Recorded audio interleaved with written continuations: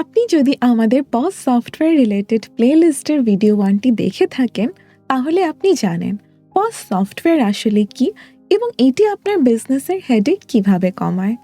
আর যদি এখনও ভিডিও 1টি না দেখে থাকেন, তাহলে এই ভিডিওটি শুরু হওয়ার পূর্বে অবশ্যই ভিডিও 1টি দেখে নেবেন, কারণ আজকের ভিডিওতে আমরা ভিডিও 1-এর পরবর্তী বিষয়গুলো নিয়ে আলোচনা করব।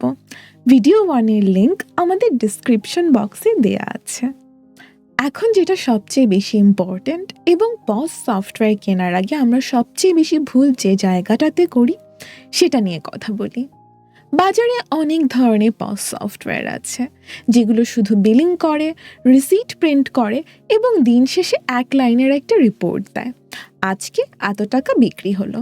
কিন্তু আসল সমস্যা হলো এগুলো শুধুমাত্র পজ নামের ক্যালকুলেটর।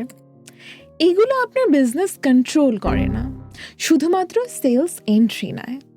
এই জন্য আমরা নর্মালি একটা কথা বলি, এই ধরনের সফটওয়্যারকে টেকনিক্যালি বিলিং মেশিন বলা যায়। এটা পজের মধ্যে পড়তে পারে, কিন্তু এটা কখনো আপনার বিজনেসের কন্ট্রোল সেন্টার হতে পারে না।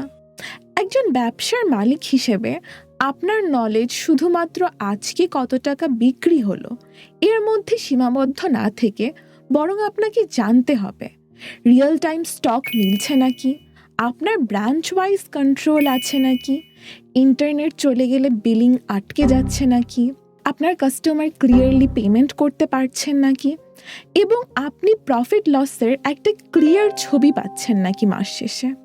এই জায়গা থেকেই আসে আজকের ভিডিওর মূল বিষয়, একটা অ্যাডভান্সড পজ সফটওয়্যার কেমন হওয়া উচিত।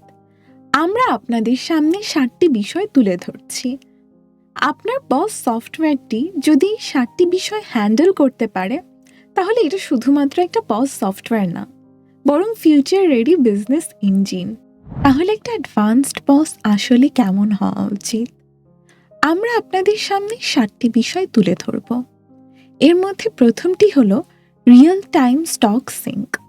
ধরুন আপনি সকালে আপনার অফিসে বসে আছেন, আপনি আপনার দোকানের পণ্যের স্টক রিপোর্ট চেক করছেন। আপনি দেখলেন আপনার দোকানের বেস্ট সেলিং পণ্যর একটি পণ্য এখনও 50টি ইউনিট স্টকে আছে।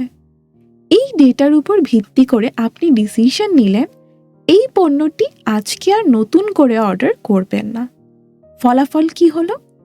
দোকানে সকাল থেকে বিক্রি চলছিল, ক্যাশিয়ার ম্যানুয়ালি স্টক আপডেট করতে ভুলে গেছে এবং বিকেলেই পণ্য বিক্রি হয়ে স্টক আউট হয়ে গেছে। ফলাফল, কাস্টমার ফিরে গেছে, সেলস মিস হয়েছে এবং আপনি ভুল ডেটার উপর ভিত্তি করে ডিসিশন নিয়েছেন নিজের মনের অজান্তেই। একটা অ্যাডভান্সড পজ সফটওয়্যার ইনভেন্টরির সাথে লাইভ কানেক্টেড থাকে। ক্যাশিয়ার যখন পণ্যটি স্ক্যান করেন তখন সেলস রেকর্ড হয়, আর সেলস রেকর্ড হবার সাথে সাথে পণ্যের কোয়ান্টিটি স্টক থেকে কমে যায়। আর আপনার কোনো পণ্য যদি একটা নির্দিষ্ট কোয়ান্টিটির নিচে চলে যায় অথবা রিস্ক লেভেলের নিচে চলে যায়, তখন সিস্টেম আপনাকে একটা মেসেজ পাঠায় যে এই পণ্যটি অর্ডার করতে হবে। আসলে বিজনেস চলে ডেটা দিয়ে, আর এই ডেটা যদি লেট হয় আপনার ডিসিশনও লেট হয়ে যাবে। এখন আমরা যে বিষয়টি নিয়ে আলোচনা করব সেটা হলো মাল্টি স্টোর ভিজিবিলিটি, অর্থাৎ একই স্ক্রিনের মাধ্যমে আপনার ব্যবসার সব শাখার নিয়ন্ত্রণ। ধরুন আপনার ব্যবসার 3টি শাখা, এর মধ্যে 2টি শাখা ঢাকা শহরের 2টি প্রান্তে, ধানমন্ডি এবং মিরপুর, এবং তৃতীয় শাখাটি বাংলাদেশের অন্য কোনো শহরে, যেমন চট্টগ্রামে অবস্থিত। এখন ধানমন্ডি শাখায় একটি পণ্য খুবই বেশি পরিমাণে বিক্রি হচ্ছে, কিন্তু মিরপুর বা চট্টগ্রাম শাখায় ওই পণ্যটি অত বেশি পরিমাণে বিক্রি হচ্ছে না, স্টকেই পড়ে থাকছে। এখন আপনার কাছে যদি রিয়েল টাইম স্টক রিপোর্ট না থাকে, তখন যা হয়, ধানমন্ডি শাখায় কাস্টমার এসে ফেরত যায় পণ্য নেই বলে, অর্থাৎ সেলস মিস। কিন্তু সেই একই পণ্য মিরপুর এবং চট্টগ্রাম শাখায় স্টকে পড়েই রয়েছে, শুধুমাত্র আপনি জানেন না। অ্যাডভান্সড পজ সফটওয়্যারে থাকে সেন্ট্রাল ড্যাশবোর্ড, যেখানে আপনার ব্যবসার সব শাখার লাইভ সেলস এক স্ক্রিনে দেখা যায়। ড্যাশবোর্ডে ঢুকলেই আপনি দেখতে পারবেন আপনার কোন শাখায় কোন পণ্যটি সবচেয়ে বেশি পরিমাণে বিক্রি হচ্ছে এবং কোন পণ্যটি সবচেয়ে কম পরিমাণে বিক্রি হয়ে স্টাক হয়ে আছে। আপনার কাছে এই রিয়েল টাইম রিপোর্টটা থাকলে আপনার এই ডিসিশনটা নিতে সুবিধা হবে যে মিরপুর ও চট্টগ্রাম শাখা থেকে ওই পণ্যটি ধানমন্ডি শাখায় ট্রান্সফার করে দিতে। ভুল তথ্য মানে ভুল ডিসিশন, আর ভুল ডিসিশন মানে সেলস লস। এরপরে আসে অফলাইন সেল ক্যাপাবিলিটি, অর্থাৎ নেট না থাকলেও বিক্রি থামবে না। বাংলাদেশের ইন্টারনেট ব্যবস্থা খুব একটা স্টেবল না, এটা আমরা সবাই জানি। ধরুন শুক্রবার আপনার দোকানে প্রচণ্ড ভিড়, ক্যাশিয়ার একের পর এক বিল করে যাচ্ছে, লাইনে ৮ থেকে ১০ জন মানুষ এখনও বিল করার জন্য দাঁড়িয়ে আছেন। এরকম অবস্থায় হঠাৎ করে ইন্টারনেট চলে গেল। এখন আপনার পস সফটওয়্যার যদি অফলাইন মোড না থাকে তাহলে তখনই বিক্রি বন্ধ হয়ে যাবে। তখন কাস্টমার বিরক্ত হবে, কেউ কেউ দোকান থেকে বের হয়ে যাবেন এবং আপনার স্টাফ এগুলো দেখে প্যানিক করা শুরু করবে।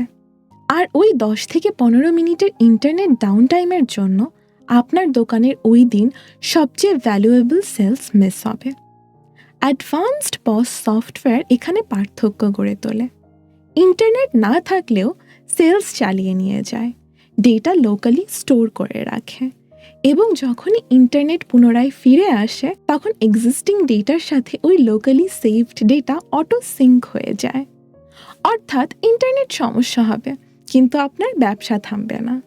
চতুর্থ বিষয়টি হলো মাল্টি পেমেন্ট সাপোর্ট, অর্থাৎ ক্যাশ, কার্ড, বিকাশ সব হিসাব পরিষ্কার।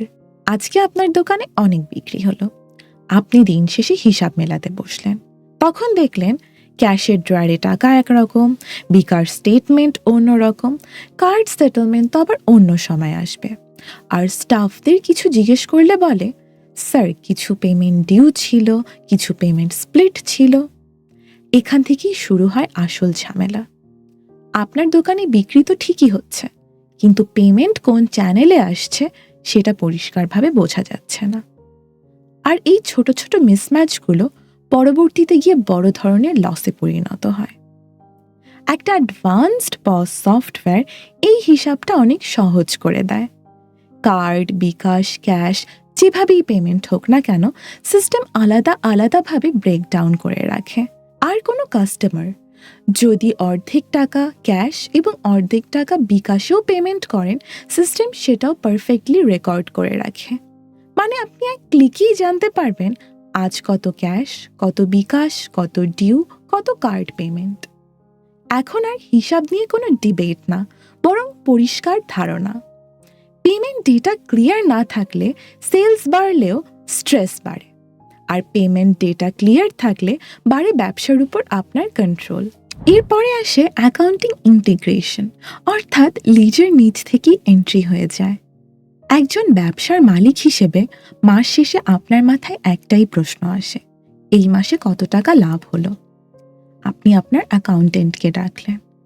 অ্যাকাউন্টেন্ট বলল, স্যার সেলস তো হয়েছে কিন্তু হিসাব এখনো ফাইনালাইজ করা হয়নি। আপনি জিজ্ঞেস করলেন, কেন ফাইনালাইজ করা হয়নি? আপনার অ্যাকাউন্টেন্ট বলল, স্যার পস সফটওয়্যার থেকে যে সেলস হয়েছে সেগুলো এখনো অ্যাকাউন্টিং সফটওয়্যারে বসানো হয়নি। ক্যাশ সেলস এক জায়গায়, বিকাশ সেলস আরেক জায়গায়, আর কার্ড সেটেলমেন্ট অন্য জায়গায়। এগুলো ম্যাচ করে এন্ট্রি দিতে হবে, তাই একটু সময় লাগবে। এখন একজন ব্যবসার মালিক হিসেবে আপনার অবস্থাটা কেমন দাঁড়ালো? ব্যবসা চলছে, ক্যাশ আসছে, কিন্তু আপনি সিদ্ধান্ত নিতে পারছেন না, কারণ আপনি রিয়েল প্রফিট পিকচারটাই জানেন না। তারপর মাসের শেষের ২-৩ দিন সবাই খুব বিজি হয়ে যায়। অ্যাকাউন্টেন্ট রাশ করে এন্ট্রি দেয়, কোথাও ভুল হয়, কোথাও ডুপ্লিকেট হয়, কোথাও আবার সঠিকভাবে রিফান্ড মাইনাস হয় না। তারপর আপনাকে শুনতে হয়, স্যার এইটা মিসম্যাচ, ওইটা কারেক্ট করতে হবে। মানে মান্থ এন্ডিং আপনার জন্য অনেক স্ট্রেসফুল এবং টেনশনের বিষয় পরিণত হয়। একটা অ্যাডভান্সড পস সফটওয়্যার অ্যাকাউন্টিং সফটওয়্যারের সাথে ইন্টিগ্রেটেড থাকে, মানে দোকানে যখনই কোনো সেলস হয় সিস্টেম নিজের থেকে হিসাব খাতায় বসিয়ে দেয়, ক্যাশ হলে ক্যাশ লিজার, বিকাশ হলে বিকাশ লিজার, কার্ড হলে ব্যাংক লিজার। মানে সবকিছু সঠিক জায়গায় অটো আপডেট হবে। তার মানে আপনি মাসের যে কোনো দিন আপনার ব্যবসার রিয়েল প্রফিট পিকচার দেখতে পাবেন। এরপর আমরা যে বিষয়টি নিয়ে আলোচনা করব সেটি হলো রিপোর্টিং।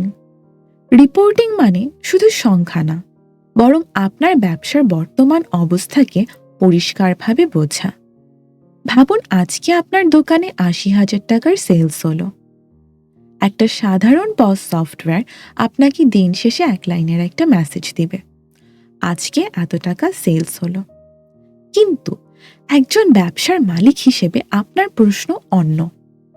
এই ৮০,০০০ টাকার মধ্যে আপনার কত টাকা প্রফিট হলো? কোন পণ্যটি আপনার সবচেয়ে বেশি পরিমাণে বিক্রি হচ্ছে? কোন পণ্যটি শুধুমাত্র স্টকে জায়গা দখল করে পড়ে আছে? আর কোন স্টাফ সঠিকভাবে বিক্রি করছে? এখন আপনি যদি ৮০,০০০ টাকার সেলস শুনে খুশি হয়ে যান, কিন্তু বাস্তব চিত্র থাকে সম্পূর্ণ ভিন্ন। মানে আপনার এমন একটা প্রোডাক্ট বেশি পরিমাণে বিক্রি হচ্ছে যার প্রফিট মার্জিন খুবই কম, আর যে প্রোডাক্টের প্রফিট মার্জিন বেশি সেটি কেউ পুশি করছে না। একটা অ্যাডভান্স পজ সফটওয়্যার এখানে একটা আলাদা জায়গা করে নিয়েছে। এটি শুধু আপনাকে বলে না আজ কত টাকা সেলস হলো, এটি আপনাকে পরিষ্কারভাবে জানিয়ে দেয় কোন পণ্যটি আপনাকে টাকা বানিয়ে দিচ্ছে আর কোন পণ্যগুলো আপনার টাকা আটকে রাখছে।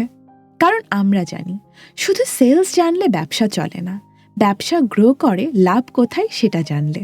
একটা অ্যাডভান্সড বা মডার্ন পজ সফটওয়্যারের আরেকটি গুরুত্বপূর্ণ ফিচার হলো স্কেলেবিলিটি ও ফিউচার ইন্টিগ্রেশন। আপনি আপনার দোকানের জন্য একটা সাধারণ পজ সফটওয়্যার কিনলেন শুধুমাত্র বিলিং ও বেসিক স্টক ম্যানেজমেন্টের জন্য। দোকান ভালো চলছে, আপনিও সন্তুষ্ট। ৫-৬ মাস পর আপনার ব্যবসা গ্রো করলো।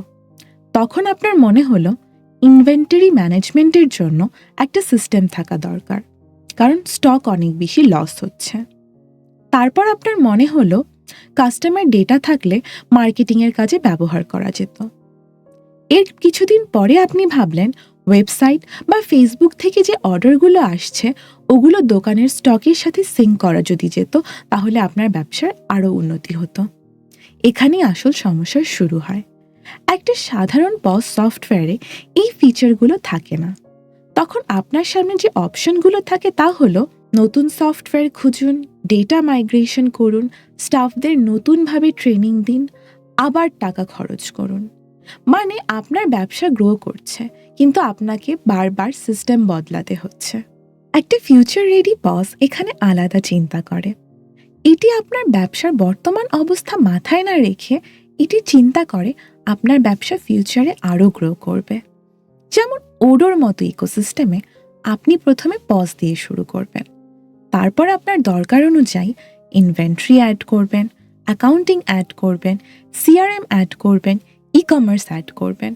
মানে সব একই সিস্টেমের ভিতর একই ডেটা এবং একই ফ্লোতে। মানে আপনি আজকে যে সিদ্ধান্ত নিলেন সেটা ২ বছর পরে গিয়ে আপনাকে আটকে দেবে না। সিস্টেম বদলাতে হবে না, আপনি শুধু সেম সিস্টেমের মধ্যে গ্রো করবেন। কারণ পজ সফটওয়্যার যদি ফিউচার রেডি না হয় তখন আপনার বিজনেসের গ্রোথ অনেক কস্টলি হয়ে দাঁড়ায়। আপনি যদি চান আপনার পজ সিস্টেমকে শুধুমাত্র বিলিং সফটওয়্যার হিসেবে না রেখে পূর্ণাঙ্গ বিজনেস ইঞ্জিন হিসেবে ব্যবহার করতে, তাহলে আজকে সফটিকো এর বিজনেস এক্সপার্টদের সাথে একটি ছোট্ট সেশন বুক করতে পারেন। সেখানে আমরা আপনার ব্যবসার ধরন বুঝে পজ থেকে শুরু করে multi branch control, accounting integration, stock automation সহ আপনার পুরো জার্নিটা কিভাবে কম ঝামেলায়, স্মার্টলি এবং কম খরচে ইমপ্লিমেন্ট করতে পারবেন তার একটা নকশা বানিয়ে দিব। আজকে এই পর্যন্তই, ধন্যবাদ।